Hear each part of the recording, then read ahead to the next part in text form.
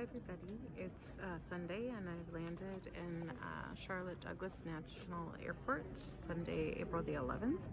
So I've completed the first leg of my journey to the Bahamas, and I'll be flying American Airlines to Nassau, Bahamas, boarding in about 7 minutes. I thought I would check in on what it's like to have PTSD and travel. I am fortunate that I have some medication to kind of help manage that a little bit. But as much as I have an adventurous nature by nature, as a child I was very adventurous and really had no fear.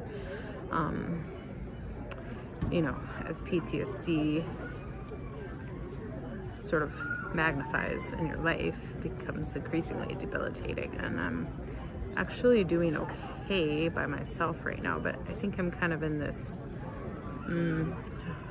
flight, fight, fright, freeze kind of thing, but I think it's kind of like a flight mode. I'm a little bit detached from my emotions right now. There's a lot of people in the airport. That can be really overwhelming for me, to be around a lot of people. And then there's a lot of stress of having to manage where you're going to be and at what time, and making sure that you remember to do that. I'm also really tired because I had a long week and some difficult emotional things happened in my life, and so I'm actually really looking forward to getting to the hotel in Nassau as quickly as I can. April without PTSD or depression or anxiety would be totally all over this airport, exploring all the fun things that it has. I did manage to notice that it has quite a few rocking chairs, but April with PTSD has zero interest in exploring this airport, and every interest on just getting on the plane, surviving, and getting to where I need to go.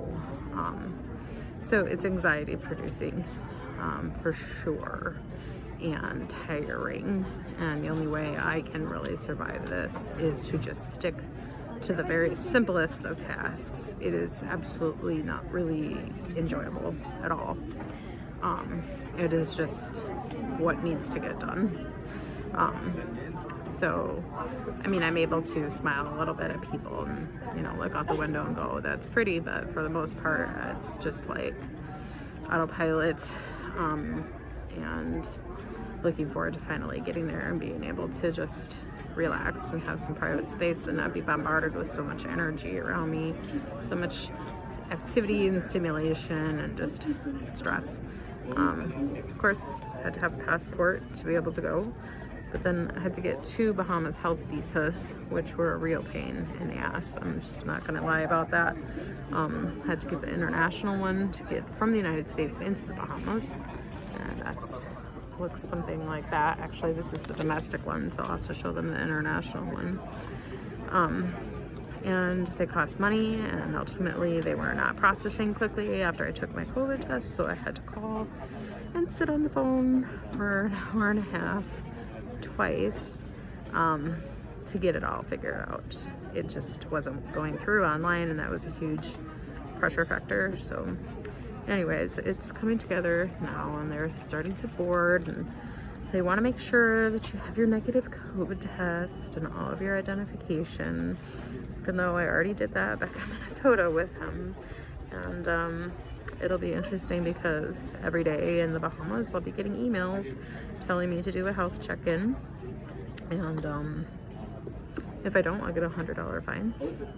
And I have to do a test 5 days, COVID test 5 days into the trip, and then I have to do it again before I leave.